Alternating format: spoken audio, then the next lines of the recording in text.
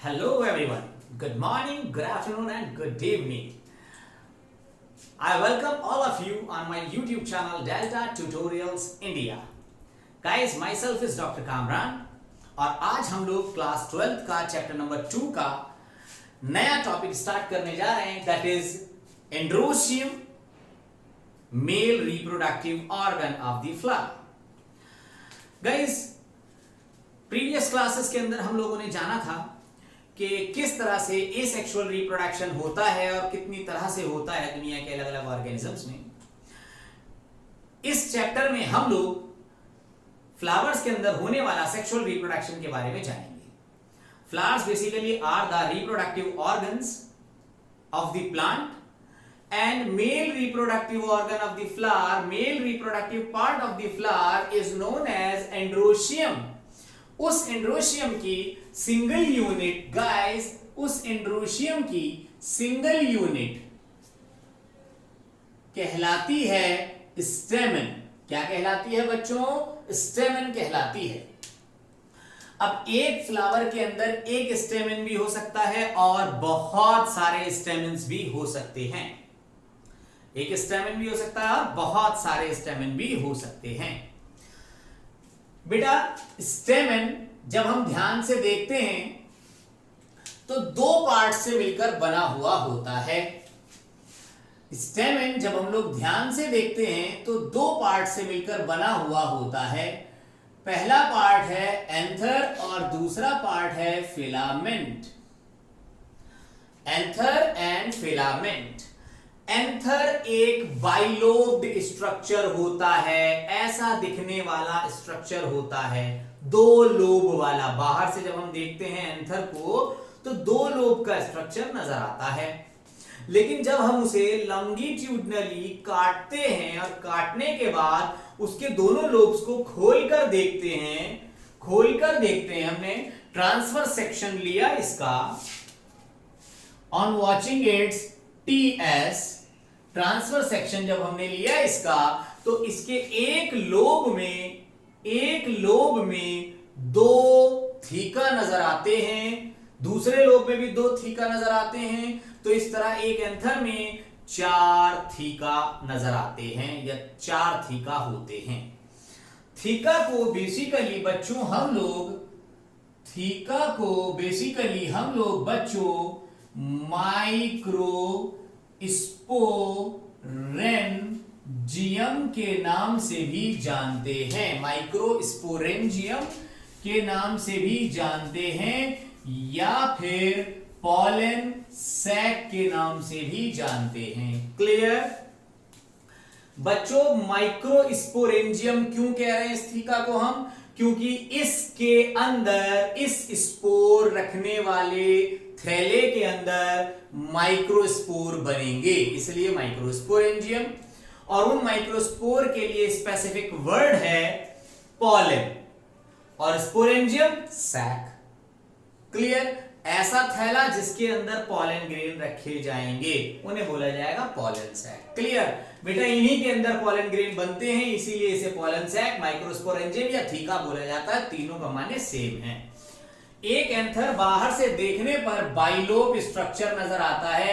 इसका एक लोब ये रहा, दूसरा लोब ये रहा और ये एंथर फिलामेंट की मदद से ऊंचाई पर मौजूद होता है. ये फिलामेंट और ये इसका एंथर, फिलामेंट की मदद से ये ऊंचाई पर मौजूद होता है.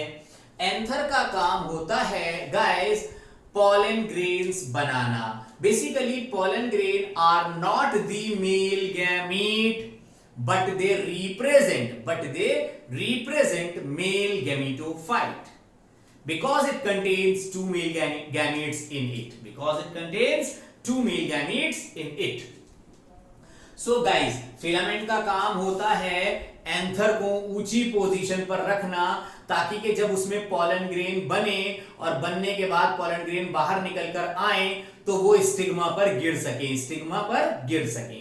इसीलिए फिलामेंट का काम होता है एंथर को होल्ड करके रखना टॉप मोस्ट पोजीशन पर.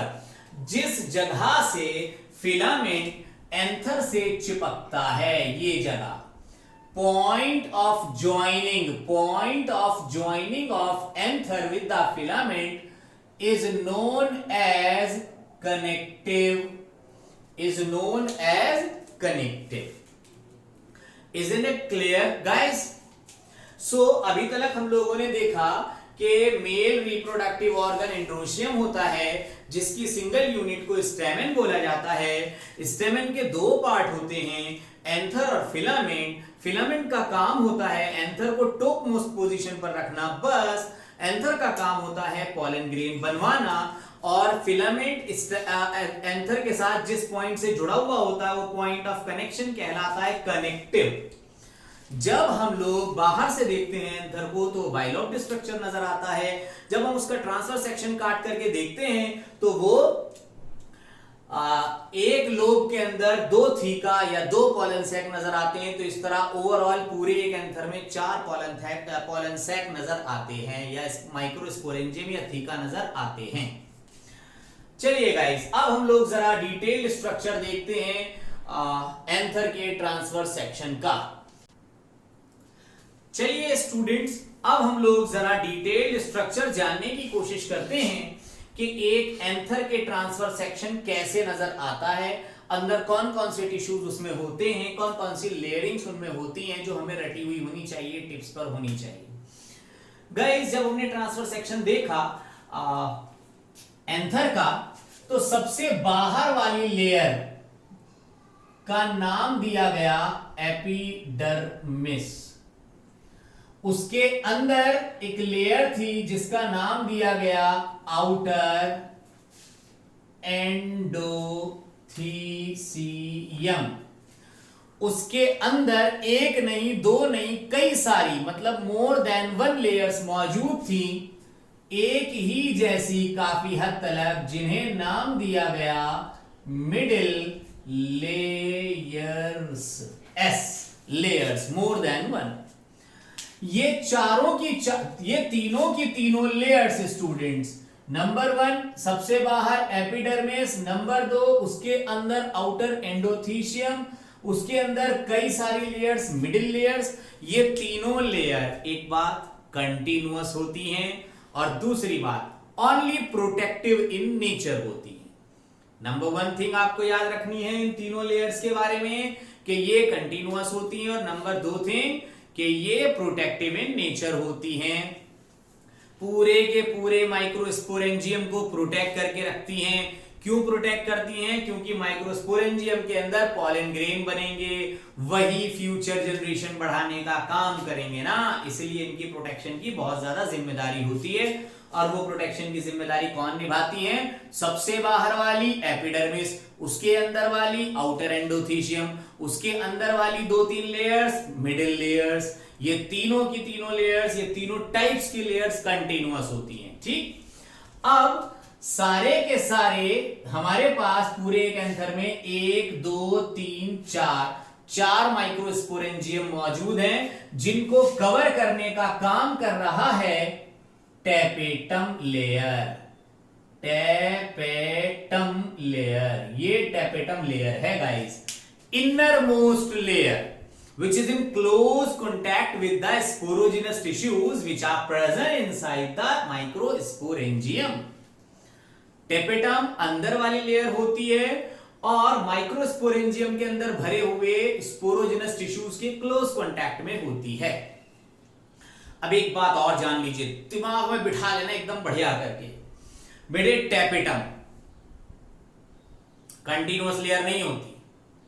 जैसे बाकी की तीनों लेयर कंटीन्यूअस थी, ये कंटीन्यूअस नहीं होती। ये तो हर एक माइक्रोस्पोरेंजियम को अलग अलग कवर करके रखती हैं। 4 गोले बना रही हैं, 4 टेपेटम्स, और इनका काम है, मैं फिर ध्यान से बोल रहा हूं, ध्यान से सुनना, इनका काम है नरिशमेंट देना। किनको नरिशमेंट देना? इन स्पोरोजेनस टिश्यूज को नरिशमेंट देना। इन स्पोरोजेनस टिश्यूज को जो कहां मौजूद होते हैं? माइक्रोस्पोरेंजियम के अंदर मौजूद होते हैं। जब इन्हें नरिशमेंट मिलेगा, स्पोरोजेनस टिश्यूज को नरिशमेंट मिलेगा, तभी इनमें मियोसिस होगा और पॉलन ग्रेन्स बनेंगे। साफ सीधी सिंपल सी बात। गाइस टेपेटम का काम क्या, नरिशमेंट देना। किन को नरिशमेंट देना, स्पोरोजेनस टिश्यू को नरिशमेंट देना। ये मौजूद कहां पर होते हैं, यहां पर माइक्रोस्पोरेंजियम के अंदर भरे पड़े होते हैं हजारों की तादाद में, ठीक है ना। अब आपसे एक सवाल पूछा जा सकता है कि भैया इसमें ऐसा क्या खास है कि ये नरिशमेंट दे रही है और वो नहीं दे रही, है ना। दिमाग में आ सकती है आपके सवाल ये कि इसमें ऐसा क्या खास है कि ये तो इन्हें स्पोरोजेनस टिश्यूज को नरिशमेंट दे रही है, बाकी middle layer, outer endothecium, epidermis नहीं दे रही। जवाब पहला, close tapetum is in close contact with the sporogenous tissue. दूसरा, the cells of tapetal layer, बच्चों ध्यान से सुनना, the cells of tapetal layer have dense cytoplasm and multinucleate. Means tapetum के सेल्स में साइटोप्लाज्म बहुत डेंस होता है, यानी कि हाईली न्यूट्रिशियस, और दूसरा एक से ज्यादा न्यूक्लियाई होते हैं, इस कारण से ये न्यूट्रिशन देने का काम करता है। साहब टेपेटम अपनी आइडेंटिटी खत्म कर देता है, अपने आप को तबाह बर्बाद कर देता है, किसे नरिशमेंट देने के लिए, स्पोरोजेनस टिश्यूज को नरिशमेंट देने के लिए। चलिए साहब हम लोग डिटेल में जानने की कोशिश करते हैं जरा कि स्पोरोजेनस टिश्यू को जब नरिशमेंट मिलता है तो कौन सा फिनोमिना होता है। गाइस जब स्पोरोजेनस टिश्यूज को नरिशमेंट मिलता है तो माइक्रोस्पोर बनने का फिनोमिना होता है। किसका बनने का फिनोमिना, माइक्रोस्पोर बनने का फिनोमिना होता है। और the phenomena of formation of microspore is popularly known as microsporogenesis. 1 2 3 4 5, भैया 4-5 शब्दों की डेफिनेशन याद न होने की है क्या। Phenomena of formation of microspore, बस phenomena of formation of microspore is known as microsporogenesis। In sporogenous tissues में डिवीजन स्टार्ट होगा, इन स्पोरोजेनस टिश्यूज में डिवीजन स्टार्ट होगा और फौरन क्या बन जाएंगे, पॉलन ग्रेन्स बन जाएंगे। क्लियर है स्टूडेंट्स। चलिए अब हम लोग माइक्रोस्पोरोजेनेसिस जरा जानते हैं। अच्छा उससे पहले बेटा इधर ध्यान दो जरा, बीच में ये कि खाली सा स्ट्रक्चर है, ये कोई नया माइक्रोस्पोरेंजियम नहीं है, ये कनेक्टिव है। ये वो पॉइंट है जहां से फिलामेंट जुड़ा हुआ था अंदर से, ठीक है ना बच्चों। चलिए हम लोग देखते हैं जरा students, microsporogenesis, phenomena of formation of microspores. हमारे पास माइक्रोस्पोरेंजियम के अंदर microsporangium contains thousands of sporogenous tissues which are diploid in nature, इनके अंदर मियोसिस होगा। क्या होगा, meiosis cell division. Remember one thing कि meiosis cell division reductional cell division होता है। मियोसिस सेल डिवीजन में एक सेल से 4 डॉटर सेल बनते हैं, और जो 4 डॉटर सेल बनते हैं उनके चारों के अंदर नंबर ऑफ क्रोमोसोम्स हाफ हो जाते हैं। दैट मींस बने हुए चारों डॉटर सेल्स हैप्लॉइड हो जाते हैं। तो यहां पर याद रखिएगा, स्पोरोजेनस टिश्यूज को नरिशमेंट मिला और मिलने के बाद उनके अंदर मियोसिस हुआ और एक एक स्पोरोजेनस टिश्यू 4-4 माइक्रोस्पोर टेट्राड बना देते हैं। क्या बना देते हैं, 4-4 माइक्रोस्पोर टेट्राड बना देते हैं। और ये चारों बच्चों हैप्लॉइड होते हैं। कैसे होते हैं, हैप्लॉइड। टेट्राड इसलिए मैं बोल रहा हूं क्योंकि शुरुआत में जब मियोसिस होगा और 4 नए सेल बनेंगे, वो चारों नए सेल एक दूसरे से चिपके हुए रहते हैं। वो चारों बने हुए नए सेल्स एक दूसरे से चिपके हुए रहते हैं, इसीलिए उन्हें माइक्रोस्पोर टेट्राड बोलते हैं। जब एंथर मैच्योर होता है तब ये चारों चिपके हुए माइक्रोस्पोर्स एक दूसरे से डिटैच हो जाते हैं, एक दूसरे से अलग अलग हो जाते हैं और माइक्रोस्पोर या पॉलन ग्रेन कहलाने लगते हैं। As the anther matures, जैसे एंथर मैच्योर होगा, ये जो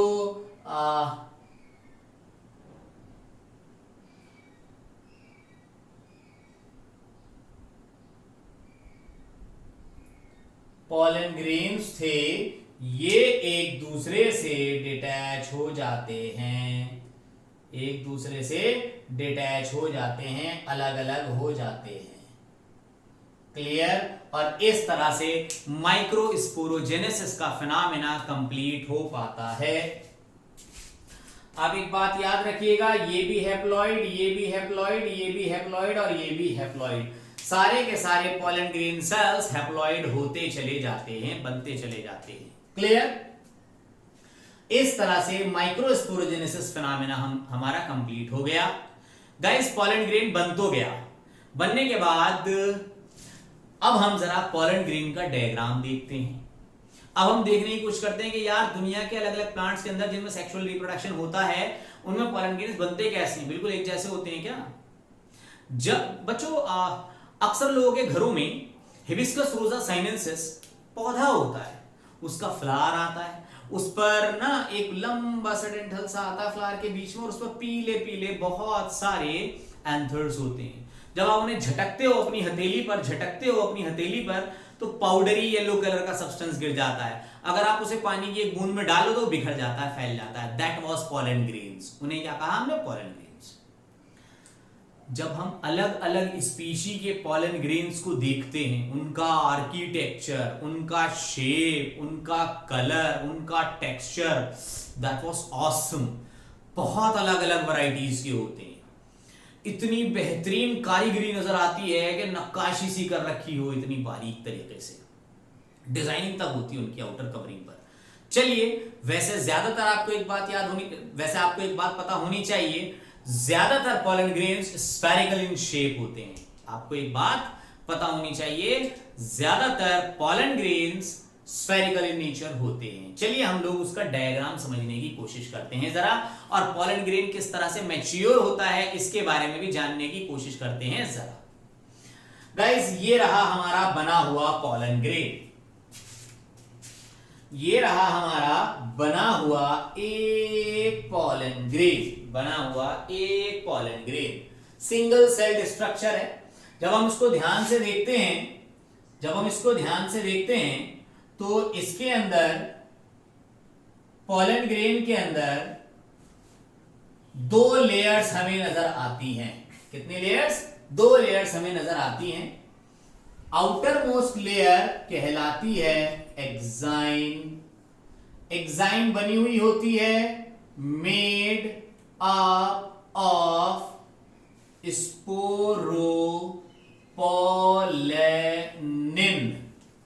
ये बात याद रखना बच्चों, स्पोरोपोलेनिन रेजिस्टेंट मोस्ट मटीरियल है अभी तक का।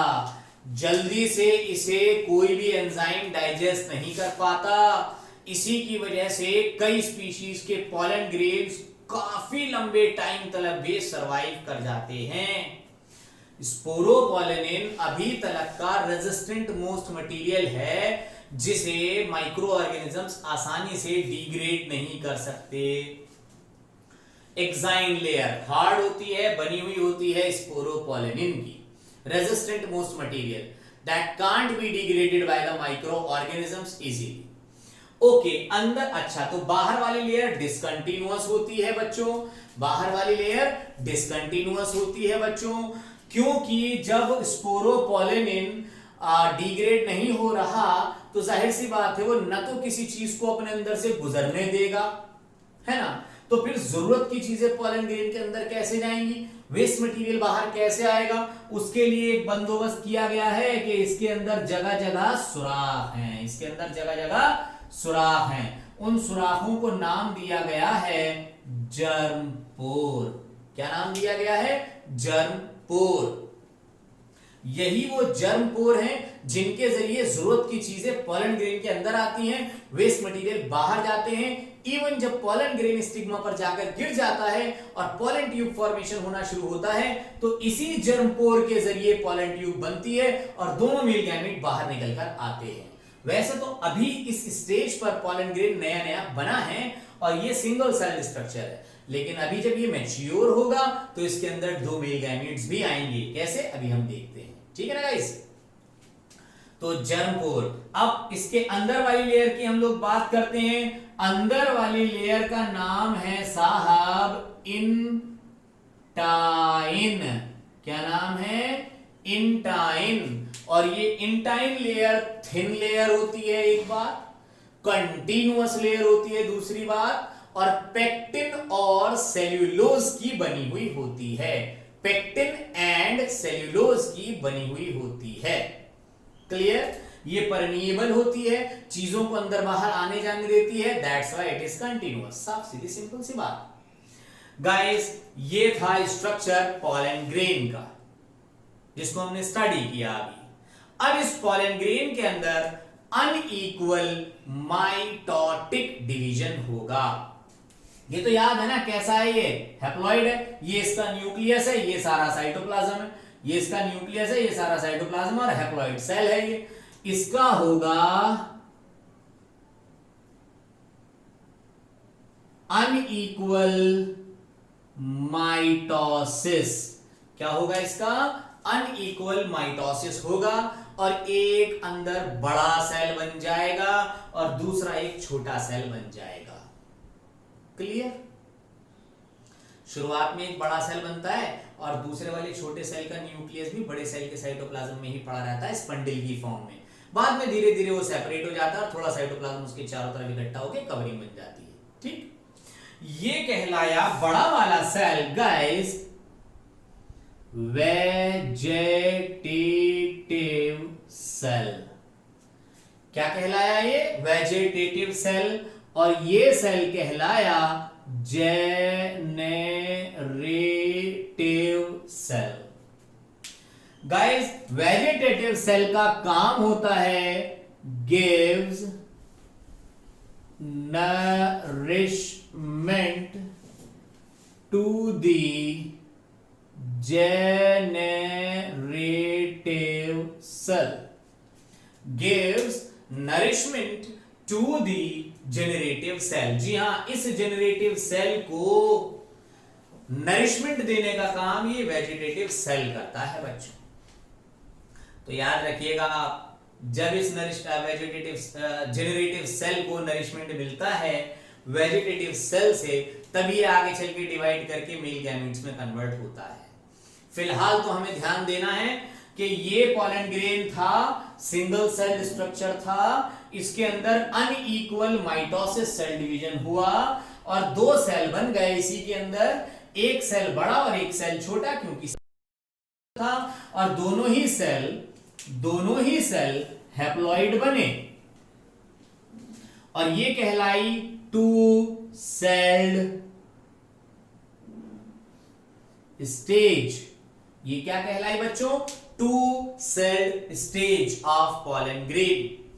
याद रखिएगा, more than 60% of plant species, 60% से ज्यादा पेड़ पौधों में pollen grain two cell stage तलक बनने के बाद ही यहां बाहर निकलकर आ जाता है और यहां पर जमा हो जाता है।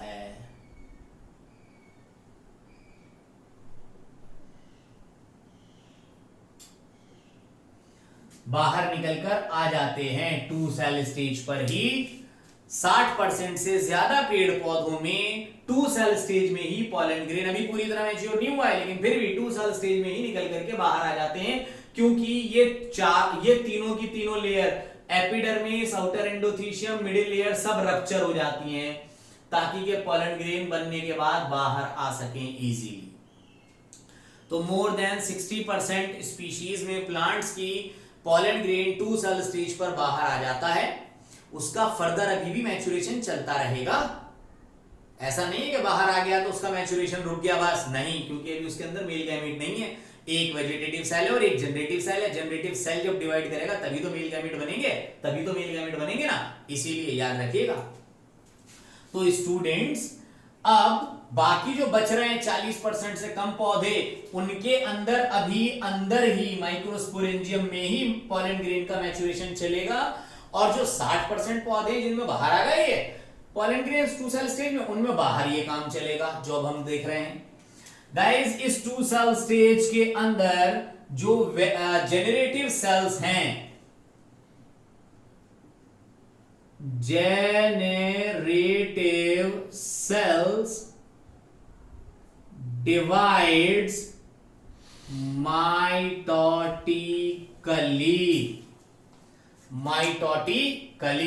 to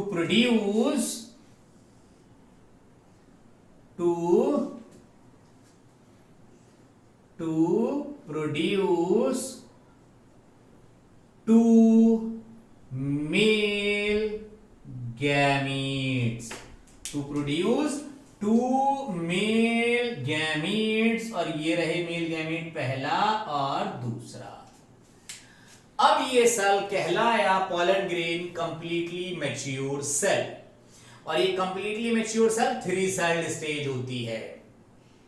तो ये वाला काम, ये वाला जो जेनरेटिव सेल ने डिवाइड किया और 2 मेल गैमीट बनाए, 60% पौधों में तो बाहर आने के बाद हुआ ये काम, स्टिग्मा पर गिरने से पहले, और 40% पौधों के अंदर ही हुआ ये काम, जब वो एंथर के अंदर ही थे, माइक्रोस्पोरेंजियम के अंदर ही थे, तभी ये काम हुआ। ठीक है ना। चलिए स्टूडेंट्स, अब हम लोग बात करते हैं पॉलन ग्रेन्स के कुछ फैक्ट्स के बारे में। ठीक है, पॉलन ग्रेन जैसा कि हमें पता है मेल गैमीटोफाइट को रिप्रेजेंट करते हैं, हाईली न्यूट्रिशियस हुआ करते हैं। पहली बात कि ये अच्छे खासे न्यूट्रिएंट रिच होते हैं, एक बात हमें याद रखनी। दूसरी बात, एलर्जी कॉज करते हैं कुछ स्पीशीज के, सबके नहीं, ये याद रखना। कुछ स्पेशल स्पीशीज हैं, इक्का दुक्का 1 2 2 4, जिनके पॉलन ग्रेन एलर्जी कॉज करते हैं। Mostly pollen grains highly nutritious हुआ करते हैं गाइस, और पॉलन ग्रेन्स के वायबिलिटी पीरियड के बारे में भी हमें पता होना चाहिए। चलिए सबसे पहले हम लोग बात करते हैं कि ऐसी कौन सी स्पीशी है वो जिसका पॉलन ग्रेन एलर्जी कॉज करता है। गाइस पार्थेनियम ग्रास का नाम आप लोगों ने सुना होगा, जिसे हम लोग कैरेट ग्रास भी बोल देते हैं। ये ऐसा कंटामिनेंट आई थी, बाहर से इंपोर्ट हुई थी वीट के साथ।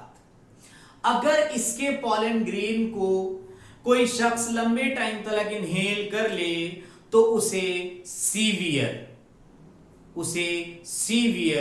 रेस्पिरेटरी एलर्जीज कॉज हो सकती हैं, सीवियर ब्रोंकियल एफ्लिक्शंस कॉज हो सकती हैं, ब्रोंकियल एज्मा हो सकता है, ब्रोंकाइटिस डेवलप हो सकता है।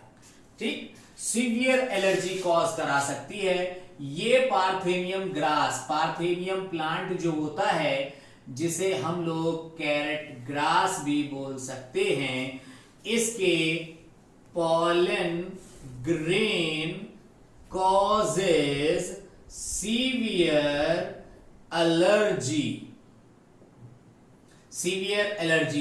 कौन सी वाली गाइस? रेस्पिरेटरी। एग्जाम्पल के तौर पर एस्मा, ब्रोंकाइटिस, सांस लेने में बहुत ज्यादा दिक्कत होती है, एस्मा हो सकता है इंसान को। क्लियर? ये जो पार्थेनियम ग्रास की हम बात कर रहे हैं, ये एज अ कॉन्टामिनेंट आई थी विद इंपोर्टेड वीट, इंपोर्टेड गेहूं के साथ एज अ कॉन्टामिनेंट इंडिया में आई थी। मैं फिर कह रहा हूं, सारे प्लांट्स के पॉलन ग्रेन एलर्जी कॉज नहीं करते, कुछ स्पेशल केसेस होते हैं, कुछ एक्सेप्शनल केसेस हैं प्लांट्स के अंदर, जिनमें से एक आपकी एनसीईआरटी में एग्जांपल साइट किया गया है, जो हम लोगों ने अभी डिस्कस किया। ज्यादातर पौधों के पॉलन ग्रेन तो बहुत ज्यादा न्यूट्रिशियस होते हैं, बहुत ही ज्यादा न्यूट्रिशियस होते हैं। यूरोपियन कंट्रीज में, in European countries pollen syrups and pollen tablets बहुत ज्यादा पॉपुलर हैं। Pollen syrups and pollen tablets बहुत ज्यादा पॉपुलर हैं, जिन्हें रेस हॉर्सेस को खिलाया जाता है, जिन्हें एथलीट्स खाते हैं ताकि कि अपना स्टैमिना बिल्डअप कर सकें, ताकि कि अपना स्टैमिना बिल्डअप कर सकें, बहुत अच्छा परफॉर्मेंस दे सकें, जल्दी थके ना, रेस जीत सकें, अपनी परफॉर्मेंस बेस्ट दे सकें। इसीलिए यूरोपियन कंट्रीज में एथलीट्स रेस हॉर्सेस को पॉलन टैबलेट्स और पॉलन सिरप्स की फॉर्म में हाईली न्यूट्रिशियस पॉलन ग्रेन्स दिए जाते हैं। और लास्टली चीज जो हम लोगों को जाननी है अपनी एनसीईआरटी के अकॉर्डिंग पॉलन ग्रेन के बारे में, वो है पॉलन ग्रेन का वायबिलिटी पीरियड। वो है पॉलन ग्रेन का वायबिलिटी पीरियड। गाइस, सबसे पहले तो हमें पता होना चाहिए व्हाट इज वायबिलिटी पीरियड। आपने ध्यान दिया होगा कि जब एक पॉलन ग्रेन होता है फुल्ली मैच्योर, उसमें 2 मेल गैमीट होते हैं और उनके साथ एक वेजिटेटिव सेल होता है। जब पॉलन ग्रेन एंथर से शेड ऑफ हो गया, पॉलिनेट कर गया, उड़ गया, तो उस पॉलन ग्रेन के अंदर दोनों मेल गैमीट को सरवाइव कराने के लिए, जिंदा रखने के लिए, नरिशमेंट देने का बंदोबस्त गॉड ने वेजिटेटिव सेल की फॉर्म में किया हुआ था। लेकिन वेजिटेटिव सेल भी कब तक उन्हें नरिशमेंट देता रहेगा? जब तक उसके पास होगा। जब वेजिटेटिव सेल खाली हो गया और मेल गैमीट के पास अब उस पॉलन ग्रेन के अंदर मौजूद दोनों मेल गैमीट के पास अब खाने के लिए कुछ नहीं बचा, तो मर जाएंगे मेल गैमीट्स। लेकिन पॉलन ग्रेन अब भी साबुत है क्योंकि बाहर की कवरिंग स्पोरोपॉलिन की बनी हुई है। अब मेल गैमीट्स के मरने के बाद अगर कोई पॉलन ग्रेन जाकर स्टिग्मा पर गिरता है तो क्या कोई पॉलन ट्यूब बनेगी? नहीं। क्या कोई मेल गैमीट नीचे उतरकर आएंगे अंदर फर्टिलाइजेशन के लिए? नहीं। ठीक है ना बच्चों?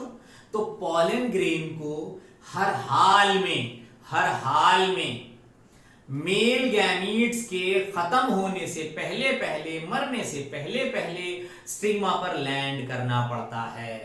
क्योंकि अगर पॉलन ग्रेन स्टिग्मा पर गिरा और उसके अंदर मेल गैमीट मर चुके हैं due to lack of nutrition, तो कोई फायदा नहीं होगा, कोई फर्टिलाइजेशन नहीं होगा। तो याद रखिएगा, when once they are shed, जब पॉलन ग्रेन एक बार एंथर से अलग हो गए, pollen grains have to land. Have to एक मॉडल है जो मजबूरी में किया जाने वाला काम के लिए इस्तेमाल किया जाता है। तो pollen grain have to land on stigma, मजबूरी है, हर हाल में उन्हें स्टिग्मा पर गिरना ही गिरना पड़ेगा। कब? Before they lose viability.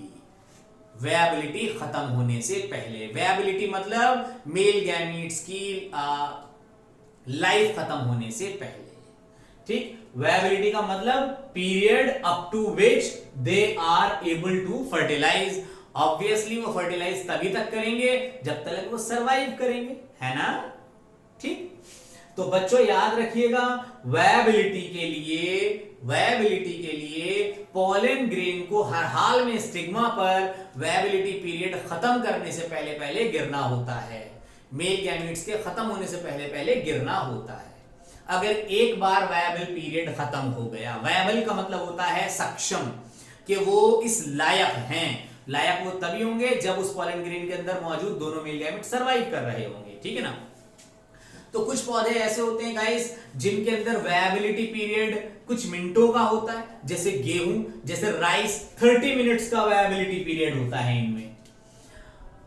Viability period is variable in different species. अलग अलग स्पीशीज में वायबिलिटी पीरियड डिफरेंट हुआ करता है। अगर आपसे पूछा जाए कि बताइए जरा भाई, जब अलग अलग स्पीशीज के अंदर वायबिलिटी पीरियड अलग अलग हुआ करता है, तो ऐसे कौन से वो फैक्टर हैं जिन पर वायबिलिटी पीरियड कुछ हद तक डिपेंड करता है? वो फैक्टर हैं prevailing temperature and humidity. Prevailing temperature and humidity are the factor on which the viability period of the pollen grains of some species depends to some extent.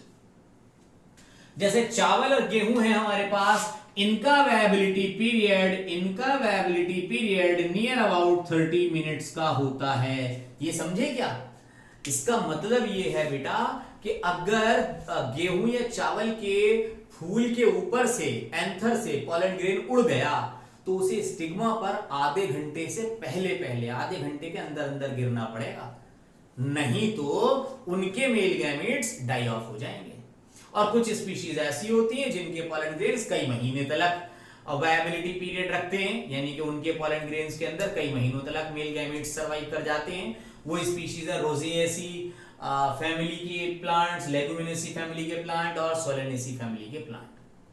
अब guys सुनिए जरा, अलग अलग पौधों के पॉलन ग्रेन्स की viability period different होते हैं। अगर हम चाहते हैं प्लांट ब्रीडिंग प्रोग्राम्स के लिए कि जी मुझे बहुत दूर कोई एक देश है वहां से पॉलन ग्रेन लेकर आना है और उसका वायबिलिटी पीरियड तो सिर्फ 2 या 3 दिन है, लेकिन लाने में मुझे महीना भर लग जाएगा या 2 महीने लग जाएंगे, तब मैं क्या करूं?